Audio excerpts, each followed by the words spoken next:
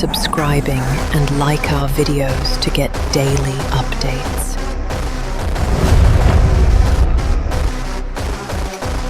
इसकी कितनी कीमत है?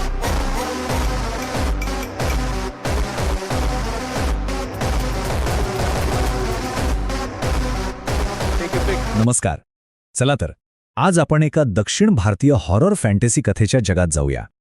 ही गोष्ट आहे एका शापाची. एका अशा शापाची जो एका कुटुंबाला अक्षरशः विनाशाच्या उंबरठ्यावर आणून ठेवतो आणि एका आईला तिच्या आयुष्यातील सर्वात मोठ्या परीक्षेला सामोरं जायला भाग पाडतो. या संपूर्ण कथेच्या मुळाशी हा एकच प्रश्न आहे. म्हणजे बघा, जी गोष्ट वरवर पाहता एक दुःखद आत्महत्या वाटते, त्यामागे एका आईच्या अतुलनीय शौर्याची कहाणी तर लपलेली नसेल ना? हाच प्रश्न आपल्याला या कथेच्या खोलवर घेऊन जाणार आहे. तर या गोष्टीची सुरुवात होते एका मोठ्या, जुन्या आणि रहस्यमयी वाड्यात, जिथे एक कुटुंब येतं आणि नकळतपणे तिथल्या गूढ वातावरणात अडकून पडतं. आता कल्पना करा, एक वकील आपल्या कुटुंबासोबत त्याच्या बहिणीच्या सेल्वीच्या वाड्यात पोहोचतो.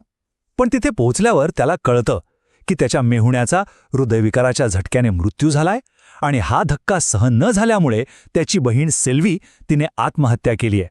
इतकंच नाही तर त्यांची मुलगी शक्ती कोमात आहे आणि लहान मुलगा सर्वना, तो तर अगदी विचित्र, भयावह वागतोय. घरात एक भयाण शांतता आहे. पण कागदोपत्री जे काही दिसतंय त्यापेक्षा गावात सुरू असलेली कुजबूज आणि त्या वाड्यात घडणाऱ्या विचित्र घटना काहीतरी वेगळंच सांगत होत्या, की हे इतकं साधं प्रकरण नाहीये. या दुर्दैवी मृत्यूंमागे काहीतरी भयंकर दडलेलं आहे. आणि इथूनच कथेला एक अलौकिक, एक भयान वळण मिळतं. कारण या सगळ्यामागे आहे बाघ नावाच्या एका दुष्ट शक्तीची दंतकथा. तिथले स्थानिक पुजारी आणि भैरवयोगी पंथाचे लोक सांगतात की बाघ ही काही साधीसुधी दुष्ट शक्ती नाही. ती पाण्यातून जन्म घेणारी, आपलं रूप बदलणारी एक मायावी शक्ती आहे. तिचं कामच आहे माणसांना मारून त्यांचंच रूप घेणं आणि मग त्यांच्याच घरात शिरून बाकी सगळ्यांना संपवणं. आणि या बाघचा एकच हेतू आहे, तो म्हणजे परमशक्ती मिळवणे. त्यासाठी तो एक विधी करतो. दर 10 वर्षांनी एका विशिष्ट सणाच्या दिवशी जन्मलेल्या 3 जीवांचा बळी घेण्याचं त्याचं ध्येय आहे. आणि बाघचे 3 बळी आधीच ठरलेले आहेत. 30 वर्षांपूर्वी जन्मलेला इन्स्पेक्टर, 20 वर्षांपूर्वी जन्मलेला गावच्या अध्यक्षांचा मुलगा आणि त्याचं अंतिम लक्ष्य बरोबर 10 वर्षांपूर्वी त्याच दिवशी जन्मलेली सेल्वीची मुलगी शक्ती. चला, आता आपण कथेच्या त्या वळणावर आलो आहोत जिथे सेल्वीच्या मृत्यूमागचं ते खरं, ते हादरून टाकणारं सत्य समोर येणार आहे. आणि सत्य हे आहे की जी घटना आजपर्यंत सगळ्यांना आत्महत्या वाटत होती, ती खरं तर आत्महत्या नव्हतीच.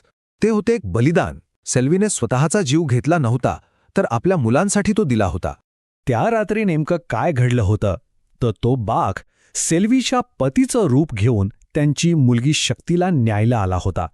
आणि जेव्हा त्या आईने पाहिलं की आपल्या मुलांच्या जीवावर बेतलाय, तेव्हा तिने त्या दुष्ट शक्तीसमोर स्वतःच्या प्राणांची आहुती दिली. आणि हे वाक्य सेल्वीच्या त्यागाचं महत्त्व अगदी अचूकपणे सांगतं. तिने फक्त मुलांना जन्मच दिला नाही, तर त्यांना वाचवण्यासाठी ती अक्षरशः देवी बनली. आणि जरी सेल्वी शारीरिक रूपाने तिथून नाहीशी झाली, तरी तिचं प्रेम, तिची आत्मा तिच्या मुलांसाठी एक संरक्षक कवच बनून त्या वाड्यातच राहिली, जेणेकरून तो बाघ तिच्या मुलांपर्यंत कधीच पोहोचू शकणार नाही. आणि मग अखेर तो दिवस उजाडतो, जेव्हा ही कथा तिच्या अंतिम निर्णायक टप्प्यात पोचते, जिथे तो बाघ आपला शेवटचा डाव खेळायला येतो. आता वेळ जवळजवळ संपत आली आहे. बाघने इन्स्पेक्टर आणि अध्यक्षांच्या मुलाचा बळी घेऊन आपली 2 लक्ष्य पूर्ण केली आहेत. आता त्याला फक्त शक्ती हवी आहे आणि गावातील उत्सवाचा दिवस ही त्याच्या विधीची शेवटची संधी आहे. आणि मग सुरू होते अंतिम लढाई. या लढाईत ते कुटुंब एकटं नाहीये. त्यांना दैवी शक्तीची साथ मिळते आणि पडद्याआड सेल्वीची आत्मा त्यांचं रक्षण करत असते. हे सगळे मिळून त्या दुष्ट शक्तीचा सामना करायला सज्ज होतात. त्या भयंकर रात्रीनंतर कथा संपत नाही, उलट एका नव्या सुरुवातीकडे वळते. आपण पाहतो की सेल्वीच्या बलिदानाचा वारसा कसा जपला जातो. त्या भयानक अनुभवातून सावरल्यावर ते कुटुंब त्या वाड्याला एका चांगल्या, एका सकारात्मक जागेत बदलण्याचा निर्णय घेतं, जेणेकरून सेल्वीची आठवण एका चांगल्या कामातून कायम जिवंत राहील. जिथे एकेकाळी फक्त भीती आणि मृत्यूचं सावट होतं, तोच राजमहालवाडा आता ग्रीन हॉस्पिटल बनला आहे. एक असं ठिकाण जिथे लोकांना नवीन जीवन आणि आशा मिळते. खऱ्या अर्थाने अंधारातून प्रकाशाकडे झालेला एक प्रवास. आणि शेवटी ही कथा आपल्याला एका महत्त्वाच्या प्रश्नावर विचार करायला लावते की कधीकधी अत्यंत वाईट परिस्थितीतूनच काहीतरी खूप चांगलं कसं निर्माण होऊ शकतं. एका आईचं बलिदान फक्त तिच्या मुलांचंच नाही तर एका संपूर्ण गावाचं भविष्य बदलून टाकतं. नमस्कार मित्रांनो, मी तुमचा लाडका प्रज्वल जाधव. तर काय मग बरे आहेत ना सगळे? तर मित्रांनो, आपली व्हिडिओ कशी आहे? मग आवडली तर नक्की लाईक, शेअर आणि मला इंस्टाग्रामला फॉलो करा. भेटूया अजून अशा भन्नाट कथामध्ये.